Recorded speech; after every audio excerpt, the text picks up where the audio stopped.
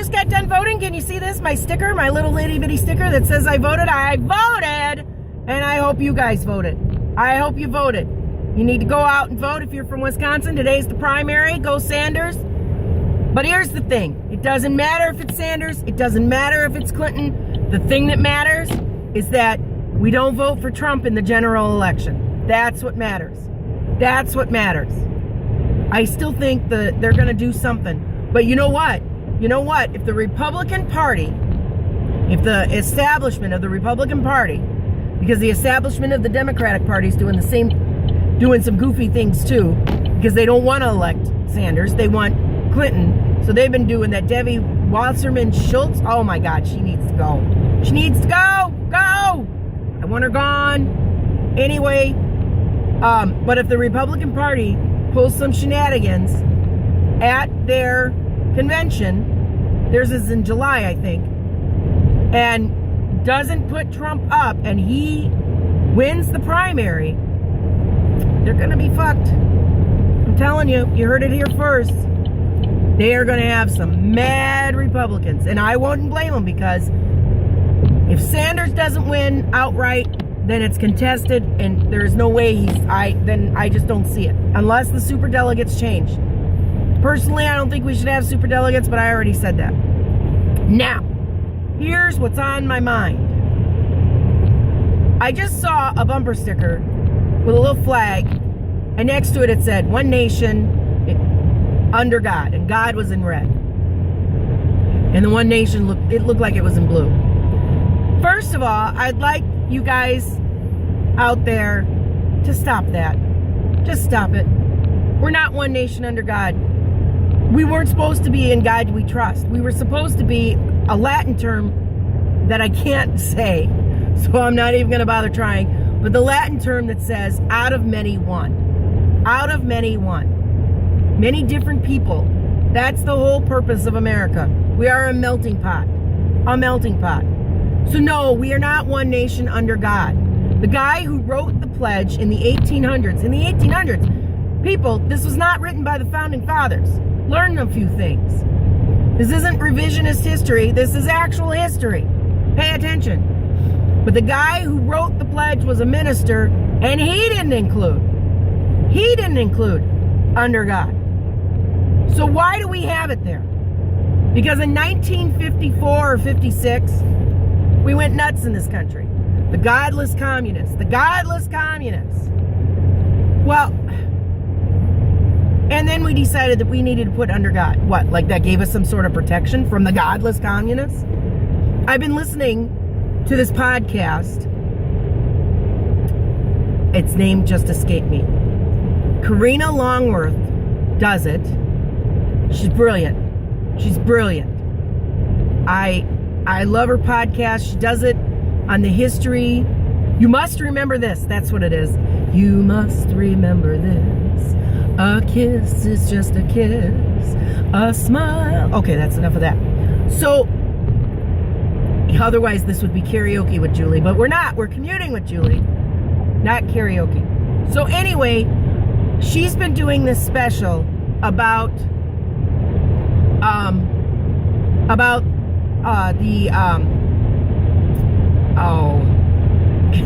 it's on the tip of my tongue, about we call it the McCarthy era, but really that started before McCarthy. It was 1947 to 1960. We had that Red Scare. We were terrified the Reds were coming after us. And the ironic thing is that the Communist Party in this country started fighting against Nazism and fascism early into the 30s, way before we ever, as a nation, thought that Hitler was a threat. They saw that Hitler was a threat. Hitler is a threat. Was a threat. And the ironic thing is after the war, they punished people for knowing that Hitler was a threat. That's ridiculous. No, and I saw this guy write a comment about Trumbo. Educate yourself about him, or I could do something about him. Trumbo was not a hero. Dalton Trumbo. Apparently he was an ass. He could be a jerk. I haven't seen the movie, but I've seen a couple things about him. He wasn't exactly always Mr. Nice Guy. But, you know, sometimes people aren't. Sometimes people aren't. He wrote Exodus and he wrote Spartacus, and that's when he was the first of the blacklisted 10 to actually get to see another screen credit.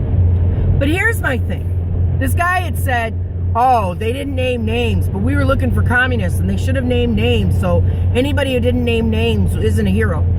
Yes, they are. When the government is acting like a tyranny, when the government is asking you something that's none of the government's business, without a warrant, without probable cause, then you're a hero if you stand up to them. You put your livelihood on the line. On the line. That's a hero. Like it or not. You know, I always shake the hands of veterans. And sometimes these guys, well, first of all, 90% of the veterans I run into are very humble, gracious people. I went up to a man one time. He had a World War II hat on. And I gave him, shook his hand and thanked him for his service. And he asked for a hug, so I gave him a hug. And he started crying. And as I went back to my car, his daughter stopped me and said, you know, that's the first time anybody's thanked my father for his service. Really? That's sad, people. That's sad. These people put their lives on the line. Not just their livelihoods, their lives. That's a hero. And I don't care if they stayed stateside. Because when you leave your family to go into the military and fight in a war, whether they send you to the war or not, you're a hero. Now, there's just different degrees of heroes. But if you're a pussy and you don't go, like Donald Trump, and then you have the nerve to say something horrible about John McCain because he was a POW, who the hell do you think you are? John McCain was a fighter pilot who got shot down and captured and spent horrid, wretched years under that treatment. Wretched years. Let me tell you something. The Japanese did it during World War II, and the Vietnamese did it during the Vietnam War. Those people know how to torture. They know how to torture. And that is a horrible thing. It's a horrible thing. We should never want torture for anybody because it's horrible. To break a man like that, isn't it his right arm? He still can't use his right arm? Like his hands like clenched or something? That poor man. And Trump, who went to prep school. I think the worst thing he ever did was have to go to military school. Little brat, handed $2 million by his dad. You're gonna say you don't respect a man like that? You don't respect? What kind of scum are you? You're worse than Ted Cruz. Ted Cruz is a nut, but you're scum. All right, enough of that. Because I was talking about under God. Here's the other thing that bothers me. So we did this, and we're doing it again. Now we're doing it to the Muslims in this country. We are taking a group of people who have done, for the most part, 99% of Muslims are just like you and me. Just like you and me. So yesterday, I was in a grocery store and I saw two women with the, what is that called? I don't know what it's called, I'm sorry. But, you know, their hair covered. The habit. And I said, excuse me, are you Muslim? And they both turned around and looked at me, and I could see the fear in their eyes, and my heart broke. My heart broke. They have fear in their eyes. And one of them, the daughter, said yes. And I said to her, I held out my hand and I said, I just want to apologize for the way you guys are being treated. You don't deserve this. You don't deserve this. And she shook my hand, and the next thing I knew, I was in a hug with her mother. They said, thank you for saying that. Nobody had ever said that to them. These women almost cried. They had tears in their eyes. Because we're all, as the woman told me yesterday, as the mother said yesterday, Christian, Jewish, Muslim, Buddhist, it doesn't matter. We are all human. And it's not about religion. There are bad people and there are good people. So you cannot judge a bad person based on their religion. You can't. Not all Christians are holier than thou. Mother Teresa wasn't apparently the saint we thought she was. I just heard something about that I need to research further. It's true. It's true. We're all human. We're all human. Human people. So we got to start acting like it. And guys like Trump, who bring out this anger in people, there's something seriously wrong with that. It's no different, and I really don't like the Nazi comparison, but really, it's no different than when Hitler was calling out the Jews. You know, Ted Cruz has said he wants to patrol Muslim neighborhoods. How are you going to do that? How do you know who's the Muslim?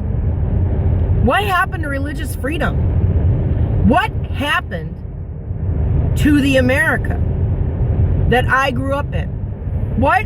Granted, there's a lot of things that our government does that I didn't know about.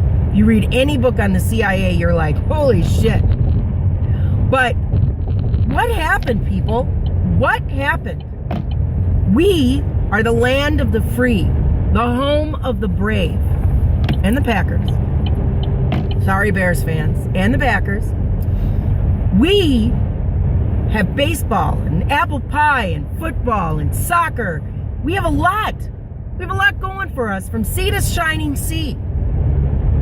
Now, my original thing was, this guy had an American flag on his bumper sticker, obviously to say two things. One, that he believes that, we should be serving God in our nation. Whatever. And two, he's got that American flag on that bumper sticker because he doesn't know that you're not supposed to have an American flag on your bumper sticker. You're not supposed to. Read the flag regulations. It's law. It's actually, I don't remember which law, but it is. I just argued this with somebody.